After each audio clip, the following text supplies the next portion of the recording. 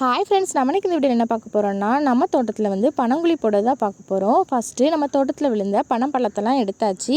இப்போ என்ன பண்ணுதோன்னா, 2 நாளைக்கு முன்னாடி விழுந்த பனம்பழம் வந்து காஞ்சி இருக்கும். அதனால வந்து அதை வந்து தண்ணிக்குள்ளே முக்கி எடுத்து இந்த மாதிரி லைனாக அடுக்கி எடுத்தாச்சு. ஒவ்வொரு பனம்பழத்தையாக இந்த மாதிரி விரித்து நம்ம வந்து ஒன்று ஒன்றா அடுக்க போகிறோம். ஃபஸ்ட்டு வந்து ஒரு லைன் வச்சு முடிச்சாச்சு. அதுக்கு மேலே 2வது லைனை அடுக்கிட்டுருக்கோம். இந்த மாதிரி 3 லைன் நம்ம வைக்கலாம். நம்ம வந்து நமக்கு கிடச்ச இன்னைக்கு பனம்பழத்தில் வந்து 2 லைன் அடுக்கிட்டுருக்கோம்.